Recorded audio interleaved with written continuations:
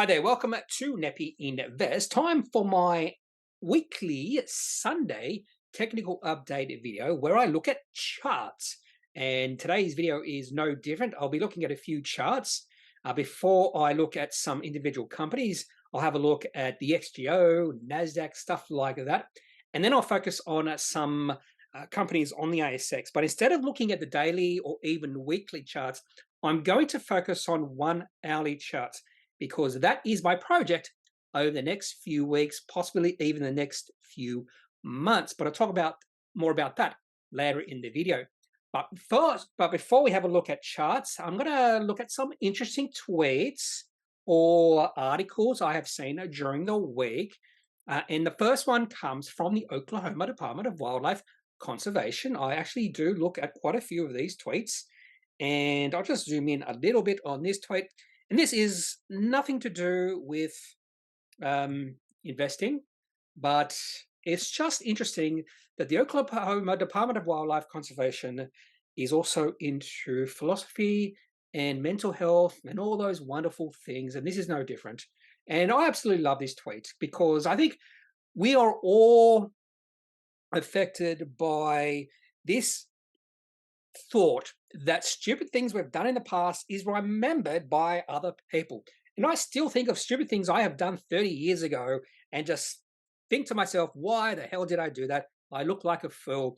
And I just realize that no one who saw the stupid things I did back 30 years ago remembers it today. The only person who remembers it is me. So why dwell on it? So this is a really good tweet from the Oklahoma Department of Wildlife Conservation. No one is thinking about the weird thing you said at a party. They're thinking about how armadillos give birth to 4 genetically identical babies at a time. You've got to stop taking yourself so seriously, bro. Now, that armadillo has something to do with some armadillos that were born there, but that's exactly how we work. We do stupid stuff. We remember it for a long time. We dwell on it, and other people completely forget about it, and they think about other stuff like armadillos giving birth to 4 genetically identical babies at a time. So I think that's a really good way to look at life. Don't take yourself too seriously. It's easier said than done, actually, in the end. Now on to some more investing tweets. This is from Logan Motahashami. More than likely, I've totally mucked that pronunciation up. And he's more into real estate. So lead analysis for Housing Wire Financial Truth on housing economics. All American bears have failed since 1790. I'm not sure about that. So he does have some interest. He tweets a lot. This guy tweets a lot. So my Twitter feed is just filled with this guy's tweets. This is talking about personal savings. And if you remember over the past few years, you might have heard quite a few people say personal savings have risen a lot. We have a lot of personal savings that we can use if times become tough, but personal savings have decreased significantly. He didn't have any commentary in regards to this, but I think it's very relevant that personal savings are dropping. In fact, personal savings right now are the lowest they've been since the GFC, after coming down from the highest they've ever been, probably in history, just after the COVID-19 financial panic. So personal savings have fallen a lot in the past few years. He also has another tweet here in regards to interest rates and those companies that are more affected by interest rate rises. Now, United States are very fortunate, well, the homeowners are very fortunate that the majority of homeowners in the United States have fixed mortgages. And if I remember correctly, I have done some research on this in the past.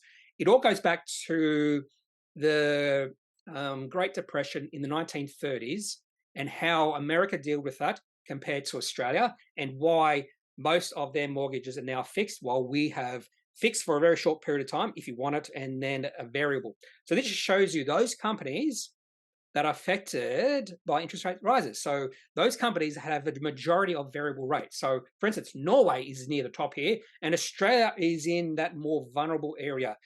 So one of the worst countries that will be affected by rising interest rates. So even though America is pushing up the interest rates quite high, we probably won't go down that path. And the least affected company in the country in the world is actually United States, followed closely by France, Belgium, Germany, Ireland, Italy. So That's something else to keep in the back of your mind, that I think it's harder for the Reserve Bank to raise interest rates than in America, just because we have a lot more variable mortgages out there. Now on to PMI. So the US manufacturing PMI falls to 46 in June. I've never really followed this until recently, and the reason I started following the PMI, and I'm not gonna, it's something, it stands for Purchasing Managers Index, and this is just from Investopedia, talking about what it is and why it's really important. So it is a key economic indicator among the most reliable leading indicators of the US economy. That's very important. Leading indicators of the US economy. So it takes into account 5 major survey areas, each of which is weighted equally: new orders, inventory levels, production, supply deliveries, and employment. And it gives a really good insight into the business development, and also helps companies get a grasp on where the economy is headed, according to Investopedia. Now, this is the most important point. So the PMI numbers go from 0 to 100. A PMI above 50 represents an expansion when compared with the previous month, so sort of like a growing economy.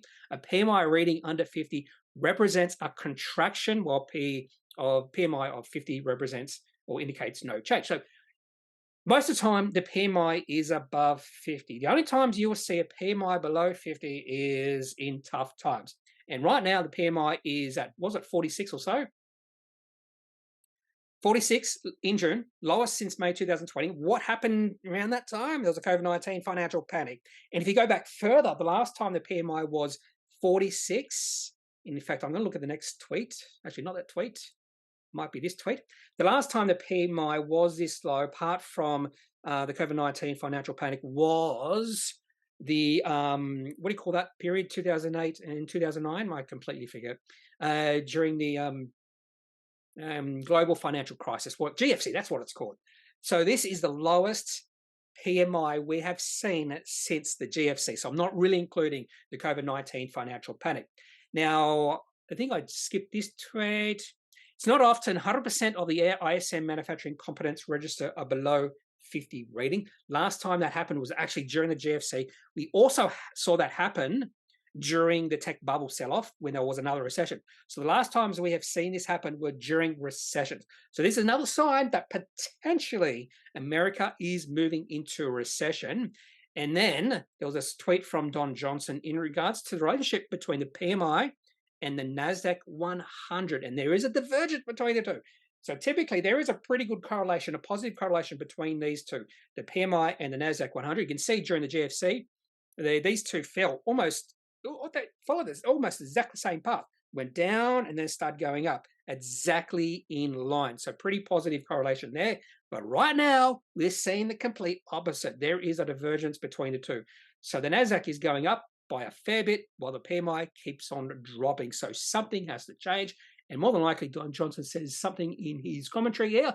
Either the ISM reading, which is the PMI, doesn't matter anymore because of AI and HQ growth, or the Nasdaq is widely mispriced with its largest first half gain in history. And that is the big question we have to ask ourselves. Is there a detachment between what's really happening out there and what the Nasdaq is doing? I think there is a possibility. It is because of AI, and those companies that will be benefited by AI will be those Microsofts, Apple, Nvidia, those sort of companies. Smaller companies more than likely won't be as positively affected by AI. I think, yeah, definitely Microsoft. I think that's going to be a massive winner. Nvidia, massive winner. Meta, massive winner in my opinion. Not a Meta shareholder. Alphabet, massive winner. So really interesting things happening now when you look at what's happening with the economy versus the stock market. Now, you'll hear all the time, the stock market is not the economy, but the stock market is a subset of the economy. That's very important. It's a subset of the economy. It's not the economy. So you can see differences between what the stock market is doing and what the economy is doing. But generally, as you can see with the relationship between the PMI and the Nasdaq, generally there is a good relationship there. A good, when I say good, I mean correlated relationship there. Now, I can't remember the next. Oh, this is Jesse Myers. And this is really interesting. Where are the flows coming into equities right now? So Jesse Myers is saying institutional investors have been dumping stocks for the last 12 months. while those who have been increasing their holdings in equities have been ETFs, individuals, and hedge funds. And this downward line here is the institutions. They've been selling because they've been expecting a recession, while the ones who have been buying have been the index and ETFs. So maybe they've been propping up the equity markets right now, and individuals, slight selling there, but not like we've seen with institutions. So institutions have been selling because their expectations among institutions, we're heading to recession, and we will see a sell-off in the markets. Maybe this time is different.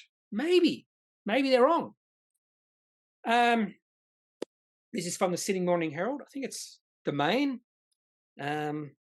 Vincent thought interest rates would stay low until 2024. A pause is modest relief. I have no sympathy for anyone who thought interest rates would stay low until 2024. The Reserve Bank, Phil Lowe, never said that. They said if conditions remain as they are, interest rates won't rise. Conditions didn't remain the same. Inflation started to rise, and that's the big problem. The Reserve Bank and Phil Lowe never said interest rates would stay low to 2024. They had a condition.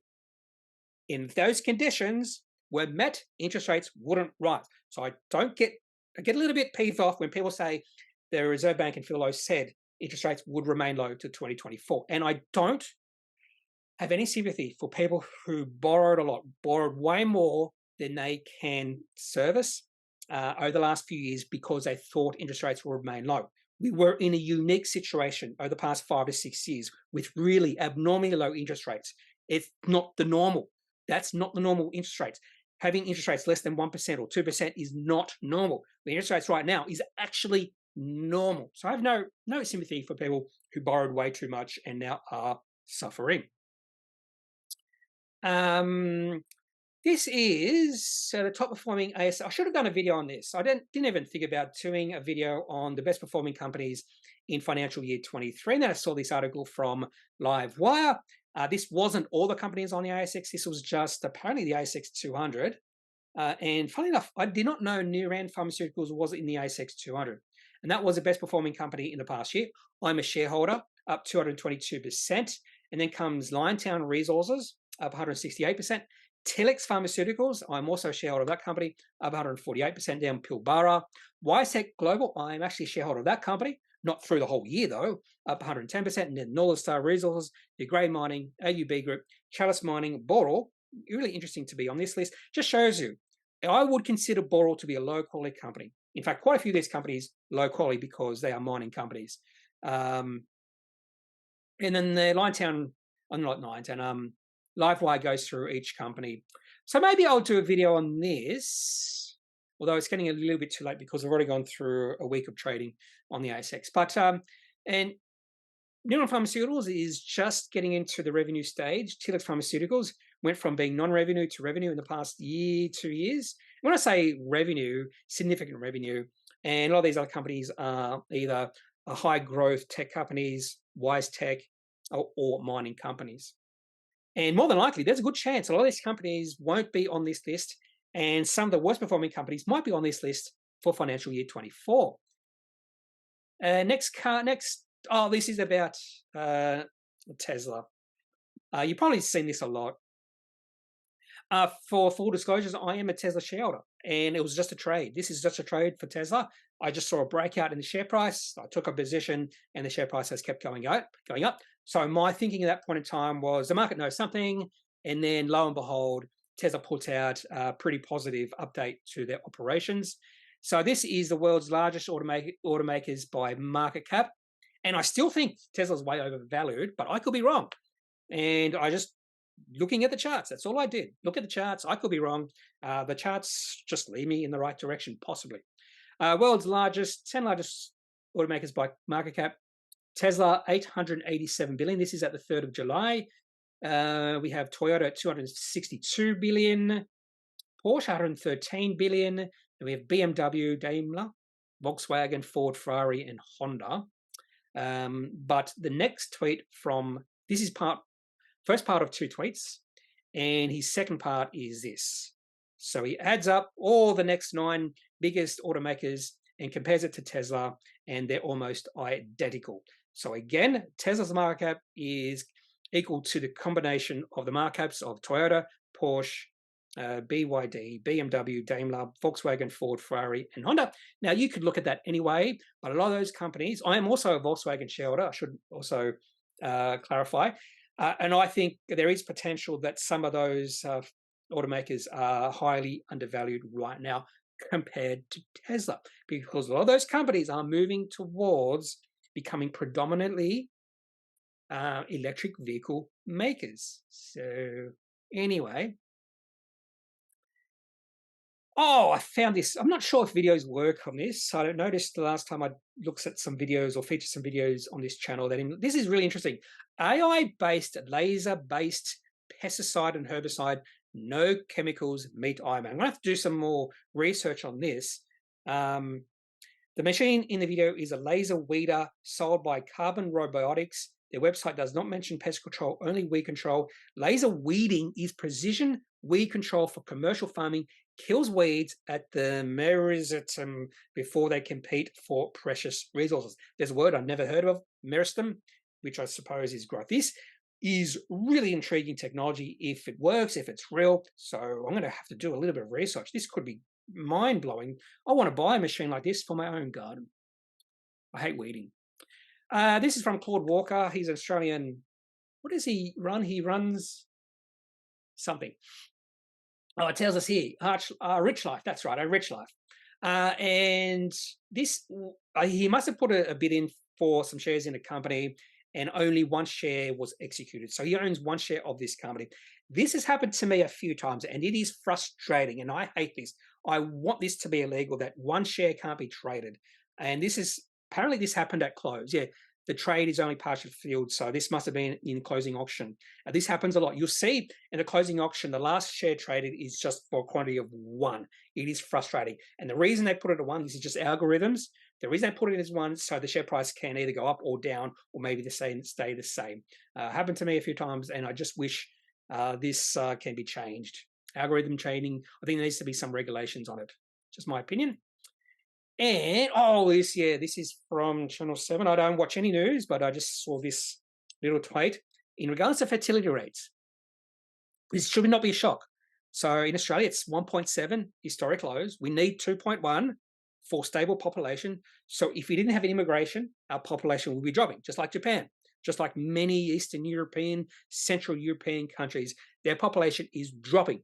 And this is going to be a problem in the future. And the only reason the population in the world is growing is because of Africa, maybe even India, but China's population has got to the point where their fertility rate is less than 2.1. And for a while, they only had the one-child policy. Then they got rid of it because they realized, well, this could be a problem in the future. And the reason this is a problem, and the governments know this is a problem, and it's why the governments, not only governments, a lot of private companies are putting a lot of money into aging, that sort of thing.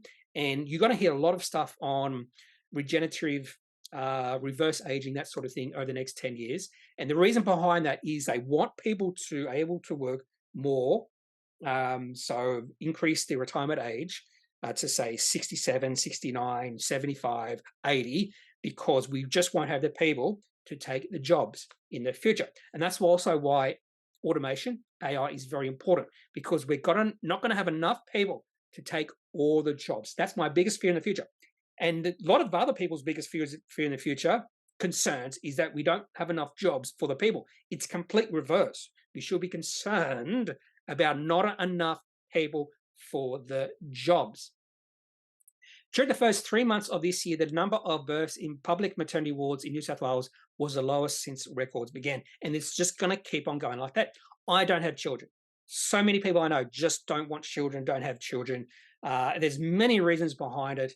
And anyway, or if you make the decision to have children, that's best to you, but not for me. And the last one is from Grant Williams. Oh, this is about savings as well. Stock of excess savings across advanced economies, and it's plunging. US is totally plunged. Canada, France, Germany, Italy, UK, they're all starting to fall now because people have to use excess savings because cost of living has just increased significantly over the past few years. I won't get into why. I think most of the blame for that is in the wrong direction. I believe a lot of the reasons why we're seeing inflation is because of corporate greed. Greedflation is what they call it, profiteering, that sort of thing. And we can just see that by gross margins. Gross margins of a lot of companies have increased. So they're not seeing an increase in their supplies, but they know they can just blame inflation. We have to increase our prices because of inflation. And we're not complaining about it at this point in time. In fact, a lot of the blame is still on wage growth. Even the Reserve Bank have blamed workers for inflation, which is absolutely despicable. Anyway, is that it for tweets? Yes, that's it for tweets for this week. Let's go look at, got a new tab there. Let's have a look at the technical. Okay. So this is the XJO, and I'll just zoom out a little bit here. Nothing's happening. 2 bad days to end the week. What was it? Down 1.2, 1.24, and then 1.69. On Thursday, I did a video, and it said if it fell below 7,100, that would be concerned because that would be dropping below the 2 recent lows we saw. And it did exactly that on the Friday. It closed at, what did it close at? 7,040, 7,042. And the next low we don't want to see broken is around about 69, right on 6,900, because the next 2 lows we saw back in January and March, we saw those lows at that level. And then, of course, the next low we don't want to see broken is at 6,400, which was the lows in June and September. Will we get that? Who knows? It's just going up and down. There's no direction. There's no trend in the XGO right now. The only thing you'll notice is when we do have down days are much more violently down than up days. So we just gently go up and we go down in big blobs. And there's a reason behind that. It's all about greed and fear. Fear is way more powerful than greed. Fear makes people do crazy stuff. That's why I can see here, we had the XGO go up 1, 2, 3, 4, 5, 6, 7 days in a row, and then it dropped all the way down to where it started, and it only took 3 days. We saw the XGO go up 1, 2, 3, 4, 5, and it only took 3 days before it fell below from where it started.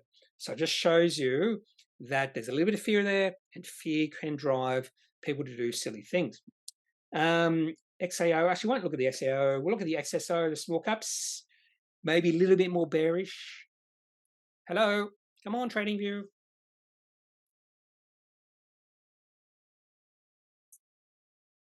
Oh, maybe not. I'll just stop it here and hope it starts again.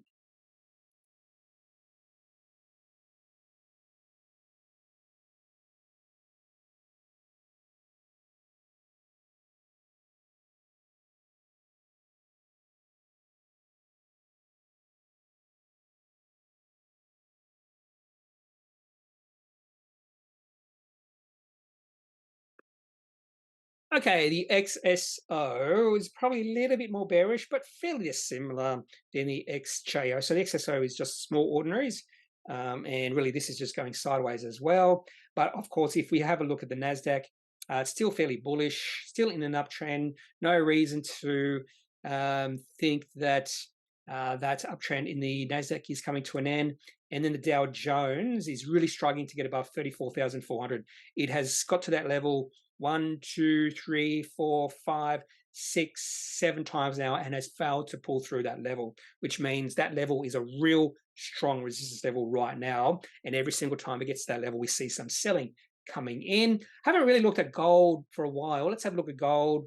Looks like its trend has changed. It's moved into a bit of a downtrend. Uranium, we have to look at the weekly chart for this, has come down a little bit. Why TradingView's it's been really slow. Has gone down a little bit over the last few weeks, so 4 down weeks in a row, which is why my Boss Energy shares have come down a little bit. Bitcoin, really struggling to get above that resistance level. I think I showed you this last week, 3,100. I want to see this get well above 3,100 for Bitcoin. Have a look at copper.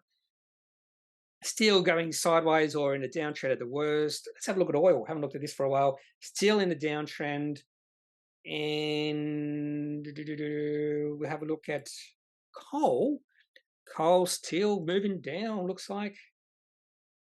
Got very close to this support level at 120 odd dollars. It looks like it might have bounced there.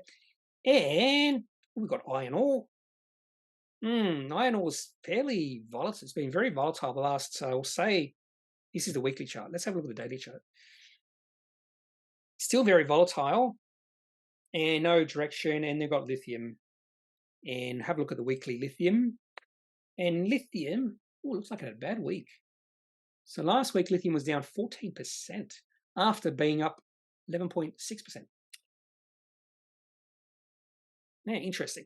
Anyway, let's go back to the project I'm doing. Not back, but let's start with the project I'm doing now. And that is looking at 1 hourly charts. So this is the 1 hour trades, not actually 1 hour uptrend.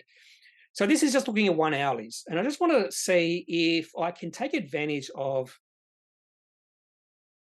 1 hourly charts, because I noticed there are some similarities between, which makes sense, weeklies and 1 hourlies. So this is a company called Fleetwood. If we look at the daily chart for Fleetwood, there was something happened on the 24th of April. Share price rose 13.5%. That was a breakout, but it wasn't a breakout when you look at the daily chart. It wasn't really high volume, and then the share price just kept on going up. But if you do look at the 1 hourly chart, that was a breakout on the 1 hourly chart. So I might have, if I was looking at 1 hour charts back then, I might have actually taken a position in Fleetwood then, because this was a pretty good breakout. Some nice volume coming in the 1 hourly, and the share price has kept on going up. Beautiful uptrend in the 1 hourlies. Now, would I take a position in Fleetwood right now, just on the 1 hourlies? We have seen maybe a double top, and the share price is probably the weakest it's been, which is understandable. We had 2 big down days, but the share price is still in the short-term uptrend right now. Now, I'm not the biggest fan of this company. It's a low-quality company, but this is sort of an example of taking advantage of these really short-term shifts in sentiment. And this would have been, if I did take a position, say, in April, when the share price moved in or broke out, I might have sold out of my position, say, in July. So still would have held on to this company for about 3 months. And I could have made, say, bought it at $1.40 and sold out, say, $2.10, that's still a 50% gain in this company in a fairly short period of time. And that's just based off a nice little breakout, which I look at all the time when it comes to daily charts. Another one is Horizon. I saw this moving into an uptrend on the daily chart. So let's have a look at the daily chart. But this is also another low-quality company. But again, I probably wouldn't have taken a position, definitely didn't take a position in this, just based off the daily chart, because I thought there was a lot of resistance moving forward. But when you look at the 1 hourly chart, if I just focused on one, this was looking really nice. So it was sort of struggling to, I was going sideways here, right on this support level at around about $3.30. And then it started to move up. But this was a nice developing uptrend. So we have the highs and the lows, and sort of the high highs, high lows, that sort of thing. And it just kept on creeping higher. Beautiful uptrend developing. And then on the 15th of June, we did see the share price pop up on open on that day, 2.8%, and then it really took off. So this is another opportunity that I saw just by looking at the 1 hourly chart instead of the daily chart. And this is another possible buy I could have used for a short term, very short term. Another one is Austal. This was another company I was just looking at the daily chart and went, oh, this is really interesting. And we saw the breakout on the 19th of May. And this was a breakout also on the daily chart as well, but less of a breakout when you look at that, just because the share price was in a downtrend. But when you look at the 1 hourly chart, and even if you go back, so this would have been the breakout, share price was in a downtrend, then it broke out. Then we saw that nice little pullback, and this would have been the time to buy somewhere with a nice little pullback. And we've seen a few pullbacks, another nice pullback in June, nice little pullback, and the share price has kept on going up. So this is my research topic over the next few weeks. Just see if I just can create some rules, and I want this to be a rule-based trading system. So if I follow the rules, and my expectations is if I can succeed in 60% of the trades, I would be successful, because I would have a stop loss at 5%. So if the share price fell 5%, it's an automatic sell. And then I just keep on riding the share price going higher. And I would want at least a 20, 30% rise in share price. And until I see signs of sellout, I won't sell out. So might even rise 50%. And if I can get a 60% success rate, I think this could be a very profitable way to do short-term trading. And one reason I'm using 1 hour trades is simply 1 hour time is because I don't see many people using this. So a lot of experts use daily, weekly, even monthly, and then day traders use shorter time frames like 1 minute, 5 minutes, 15 minutes maybe. No, but not many use 1 hour. And I'm just seeing a lot of stuff I'm looking at right now shows that this is a possible viable short-term trading system.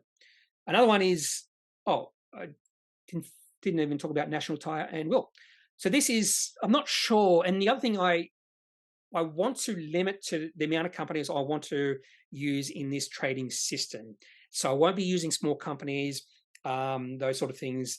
I was thinking maybe only ASX 200 or ASX 300 companies, and National Tire and Will wouldn't fill in that. Also, I want to only use companies with some good liquidity, so higher liquidity companies.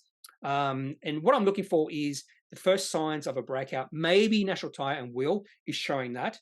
We did see the possible breakout here, but you can see how the share price just was so volatile. Now, the share price has remained above about 56 cents. So this is a possible shift in sentiment for National Tire and Will. Market cap of this company is fairly low and is profitable, has been profitable in the past. Calcium, this is another, when you look at the 1 hour, nice little breakout back in late April and beautiful uptrend just by looking at this daily chart. And it does look like, and this is a situation where I might have bought in, say, at this dip about $6, and I probably would have sold out because it looks like there is a double top here and the share price has fallen or is around about this nice little resistance level or support level right here. Maybe it's testing that and has pulled above it. So I might have sold that at, say, I bought it 6, sold at 7. So it's a nice little 15% gain. So I wouldn't be, complaining about 50% gain in a company like this. BetMakers, probably not a company I probably would want to do or use in this trading system because definitely a very, very low quality company. But this is another possible situation. Share price in a downtrend, maybe a double top. Maybe the share price is now moving into a more volatile area, consolidation area, a period where share price goes sideways. But the share price gets above 18.5 cents. That could be a breakout in this share price just based off the 1 hour chart. Serco, company is not profitable, but definite breakout back in the 17th of May. Nice little pullback, and the share price has kept going up. I'm not sure I would have Serco in my list of companies. And another company that I'm not sure I have my list of companies that will take advantage of this 1 hour chart scheme strategy is Camplify, but this does look interesting. Share price looks like it's breaking out, possibly breaking out.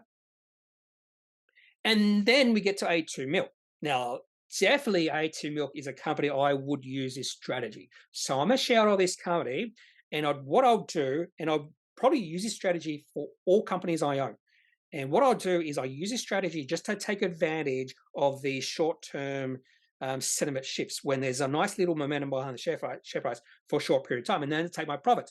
But I'll keep maintain a long-term holding in that company, and I'll just add to my holding. So what I'll probably do is if I'm profitable on a trade, I build up my holdings in that company. So for instance, A2 Milk possibly is turning positive here in the short term after being in a downtrend for a period of time. You can see here, the beautiful A2 Milk was in a beautiful uptrend,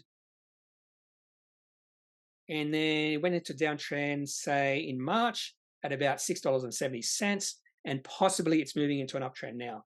I think I need a little bit more time, but I did see some really good price action with A2 Milk on the Friday. Share price opened up down something like 3%, and then share price actually climbed through the day. And if the share price gets above $5.10, I might take a short-term position in this company. And that's the other thing I'm going to do. I don't have trade books. So what do you call it? Little diaries, whatever you want to call it, of what I'm doing. And that's the one thing I want to use in this strategy is just a rule book where I have my rules listed, and then each time I make a trade, have a stop loss point and have when I'm going to get out and why I took a position in the company in the first place. And then I'll just break down those trades that I was successful in, those trades I was not successful in, and just see where I went wrong or when I went right to improve the strategy. So that's what I might do with A2 Milk on the Monday. If the share price gets above $5.10, take a short position, short-term position, not a short as in versus long. And EML payments. This share price of this company held really well the last few trading days when the overall market was down big. Now, a little bit of resistance just by looking at the 1 hour chart, but if we can see the share price get above about 75 cents or so and maintain this uptrend, that would be looking good for EML payments. And this is another company I would take a short-term position. Phoenix, this is a company I do own in my portfolio, but we have seen really good share price action in the last, say, month or so. Since the 13th, 14th of June, share price has gone from 24 cents up to 27.5 cents. And share price looks good. Nice volume coming in as well. Tyro Payments. Share price was in this little downtrend, short-term downtrend. Share price went from $1.50 all the way down to 92.5 cents. It does look like sentiment has shifted. And if we get the share price of this company getting above $1.20, that would be a good sign. So this is another company I might take a short-term position in, just riding the shift in sentiment.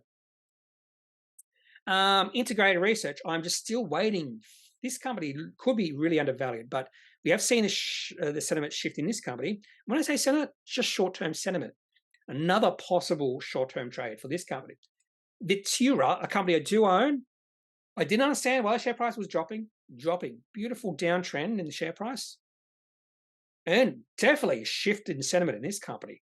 And one of the reasons I think there's been a shift in this company is because this company is profitable and provides a dividend. I'm not sure, it could have been, look at that really high volume at the bottom of the share price. This is a 1 hour volume, but over about a 5-6 hour period, really high volume.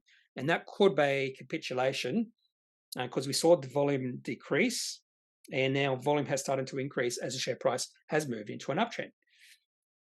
And Visa, definitely another company I would use this strategy for to build up my overall holdings in this company.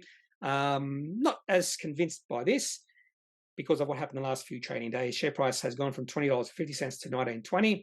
But if we start to see share price moving up, I definitely could see me adding to my position in the Visa for the short term. Anyway, so that's what I'm thinking of doing over the next few weeks is trying out this new strategy I've been thinking about for a little bit of time using 1 hour charts. And then I'm going to document how it goes. And I haven't decided yet whether I'm going to do some videos on this and just follow how I am doing. I haven't quite decided that yet. So if you have any thoughts about that, just leave those in the comment section of this video. Otherwise, I am not a financial advisor. If you do need financial advice, make sure you seek out someone who is qualified and can speak to your own financial needs. That's it for this video. Have a good day. Bye.